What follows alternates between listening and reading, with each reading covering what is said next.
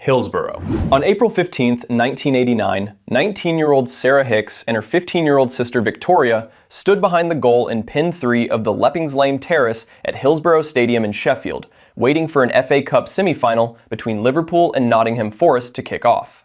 They had travelled with their parents Trevor and Ginny, a family of 4 Liverpool regulars who went to the matches together, and the girls had worked their way toward the front of the pen to get away from the surges. Outside the ground, tens of thousands of fans were still funneling toward the Leppings Lane turnstiles, the way they had at semifinals before. With the crowd backing up dangerously at the gates, the match commander, Chief Superintendent David Duckenfield, ordered exit gate C opened at about 2:52 in the afternoon. Roughly 2,000 fans came through in about 5 minutes, and with no one directing them to the emptier side pens, most walked straight down the tunnel that fed the packed central pens. Pens 3 and 4 were caged, steel fences on the sides and a fence at the front.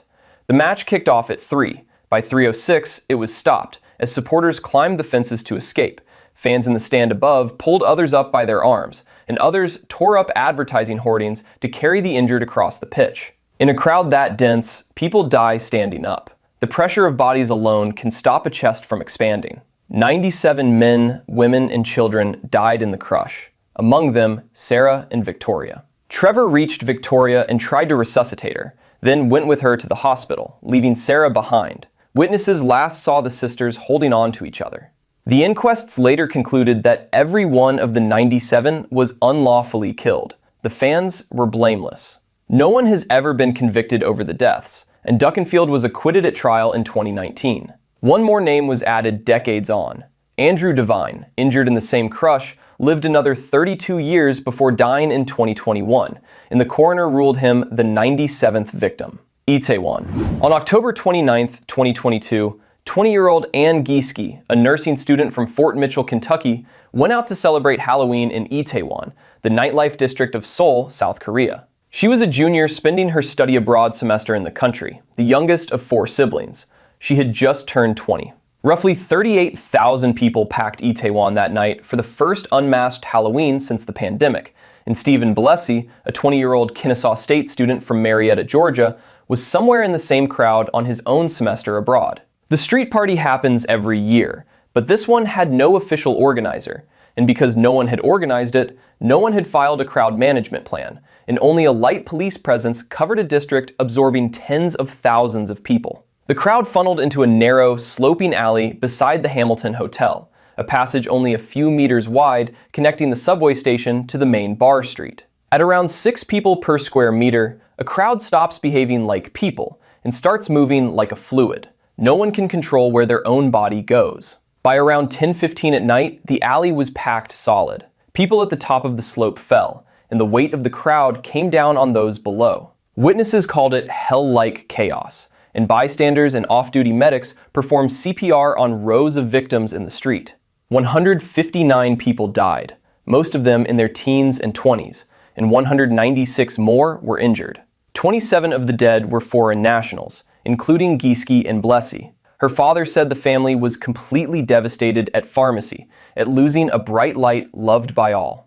In 2024, former Yongsan District Police Chief Lee M.J. was sentenced to 3 years in prison, the first senior police officer convicted, after a court found the danger of mass casualties had been foreseeable. Luzhniki. On October 20th, 1982, about 10,000 fans sat in the east stand of Moscow's Central Lenin Stadium to watch Spartak Moscow play the Dutch side Haarlem in the UEFA Cup, on a night so bitterly cold that officials had opened only one stand. The crowd skewed young, Spartak's hardcore, many of them teenage boys who had come despite the ice and snow. With Spartak leading 1-0 and the game all but over, fans began leaving early down the stand's single open exit, an icy stairway with metal barriers on both sides. Then, in the final seconds, defender Sergei Shvetsov scored a second goal. Part of the departing crowd turned back toward the roar and met the wall of people still coming down. Someone slipped. There was nowhere to spill out,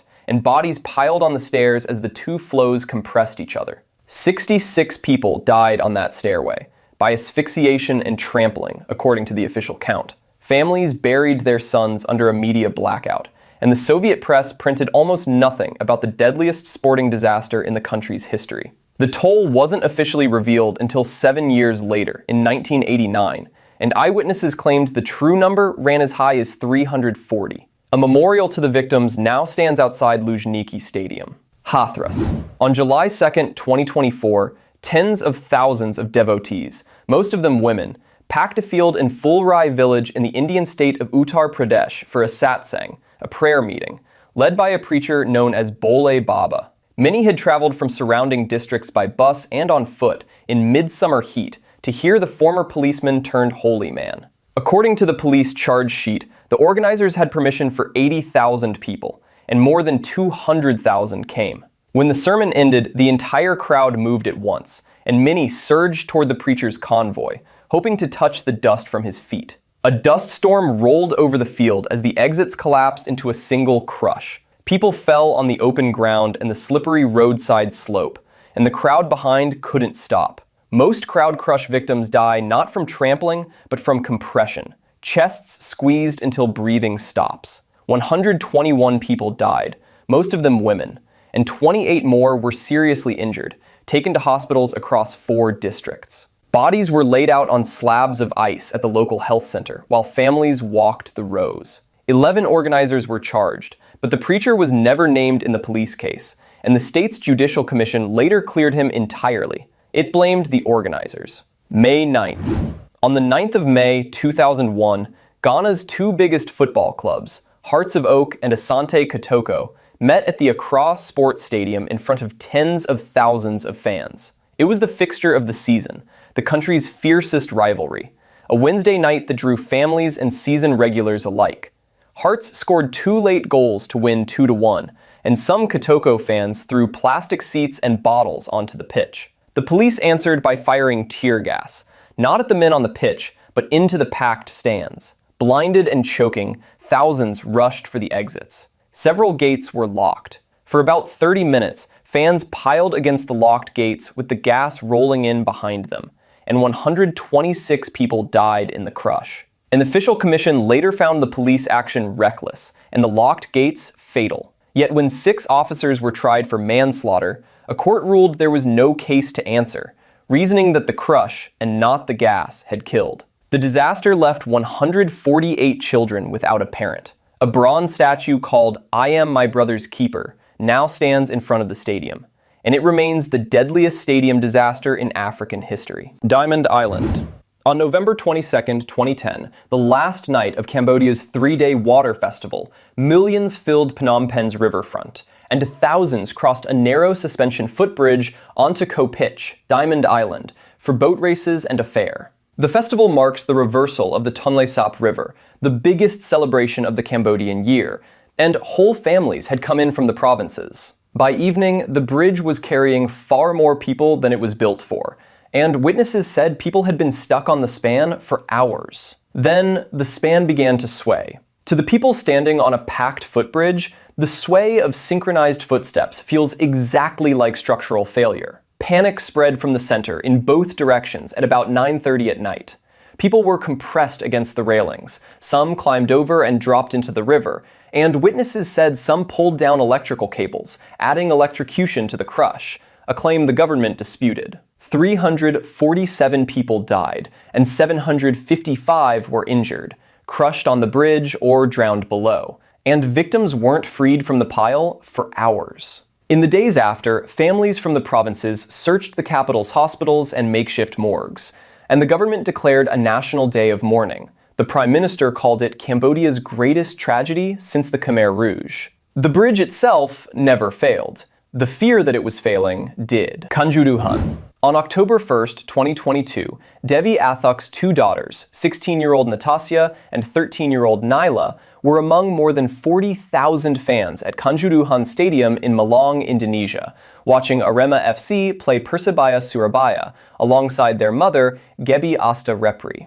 The girls were Arema supporters, like their father, and this was the home fixture against the club's oldest rival, a match considered so combustible that away fans had been banned to keep the peace. Arema lost, 3-2.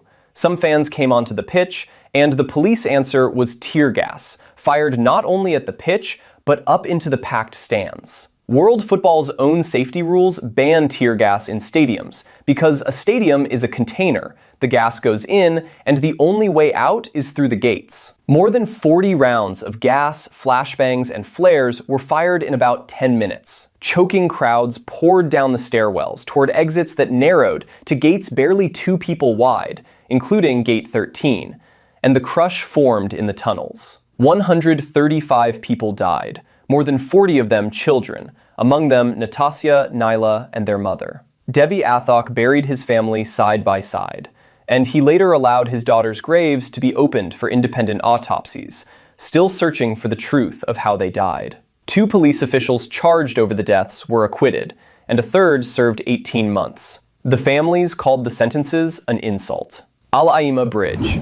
On August 31, 2005, close to 1 million Shia pilgrims converged on the Al-Qadamiyya shrine in Baghdad, and the Al-Aimmah Bridge over the Tigris River was solid with people making the crossing. The pilgrimage honors Imam Musa al-Kazim, an annual act of devotion that whole families make together, on foot in the August heat. The crowd was already tense. Hours earlier, a mortar attack near the shrine had killed 7 people. Then, on the packed bridge, word moved through the crowd that a bomber was among them. Thousands tried to flee at once on a span with nowhere to go. In a dense crowd, a rumor moves faster than any evacuation order, and the panic itself becomes the killer. People were crushed against the railings and against each other, and hundreds went over the sides into the Tigris. On the far bank, in the Sunni district of Adhamiyya, residents dove into the river to pull drowning Shia pilgrims out. One of them was a 25-year-old named Othman al-Obeidi,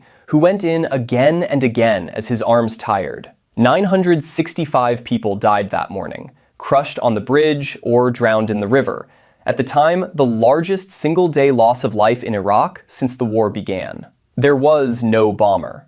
Iraqi leaders would hail al-Obeidi as a martyr of national unity, a Sunni man who died for Shia strangers. He saved 6 people. The 7th took him under. Estadio Nacional. On May 24, 1964, 53,000 fans packed the Estadio Nacional in Lima to watch Peru play Argentina for a place at the Tokyo Olympics, a crowd equal to more than 5% of Lima's entire population. With 6 minutes left and Argentina leading 1-0, Peru put the ball in the net. The referee said no. When Uruguayan official Ángel Eduardo Pazos disallowed the equalizer, furious fans came over the fence, and police fired tear gas into the stands. Tens of thousands fled the gas down the stadium's tunnels and found solid corrugated steel shutters at the bottom shut. The pressure of the descending crowd sealed people against the steel as more poured in behind.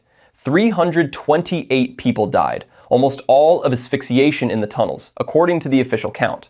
The investigating judge later excluded deaths by gunfire from that tally, meaning the true toll was higher than the number history records. And he was fined for filing his report 6 months late and for attending none of the autopsies. The police commander received 30 months in prison, 8 years after the disaster. The dead were laid out in rows at the stadium, in a city that declared days of mourning for a match that was never finished. More than 60 years later, it remains the deadliest stadium disaster in the history of football. Elphinstone. On the morning of September 29, 2017, thousands of commuters crowded the narrow colonial-era footbridge at Elphinstone Road Station in Mumbai, sheltering from a sudden monsoon downpour. They were ordinary rush-hour Mumbai, office workers, vendors with loads on their heads, students, the daily river of one of the world's busiest commuter railways. The bridge had been flagged for years as dangerously undersized, and commuters had petitioned the railway ministry for a wider one. That morning, 4 trains arrived at once, and the rain-packed bridge absorbed all of them. Around 10:30, the rain eased and the crowd surged to move. A piece of falling concrete struck a railing. Someone shouted that the bridge was collapsing. Overhead wires sparked, feeding the panic, and people slipped on the wet steps as the crowd came down on top of them. 23 people died on the stairs and the bridge deck, and 39 were injured. The railway inquiry later blamed sudden heavy rain and overcrowding. Afterward, sandals, bags, and umbrellas littered the wet stairway. The bridge never collapsed. Within months, the Indian Army was brought in to build its replacement, the wider bridge commuters had petitioned for, delivered only after the deaths. Mina. On the morning of September 24, 2015, during the Hajj pilgrimage, two massive streams of pilgrims converged at the intersection of Street 204 and Street 223 in Mina, a tent city outside Mecca, on their way to the stoning ritual at the Jemarat Bridge. For millions of Muslims, the Hajj is the journey of a lifetime, saved for over decades, and the crowd that morning came from dozens of countries, from Iran and Egypt to Nigeria and Indonesia. The routes are timed and directed precisely because of past disasters. In 1990, 1,426 pilgrims had died in a single tunnel outside Mecca. That morning, at about 9, the two columns were allowed to meet head-on at a single crossroads between the walls of the tent city. When two crowd streams meet head-on, density can double in seconds, and past a threshold no individual in the crowd can change anything. In heat approaching 46 degrees Celsius, the converging columns compressed. No one could move. Pilgrims climbed the tent walls to escape, as the crush radiated backward through both streets for hundreds of meters. 2 days later, Saudi Arabia reported 769 dead, a figure it never updated. The Associated Press, compiling official counts from the home countries of the dead, put the toll at more than 2,400, 3 times the official number, and Iran alone lost more than 460 pilgrims. For weeks, governments from Tehran to Abuja published their own national lists of the dead and the missing, and families scanned them for names Saudi Arabia never released. The kingdom announced an investigation. Its findings have never been made public. By independent counts, it remains the deadliest crowd crush ever recorded. If videos like this are what you came for, hit the subscribe button and tell me what to cover next in the comments.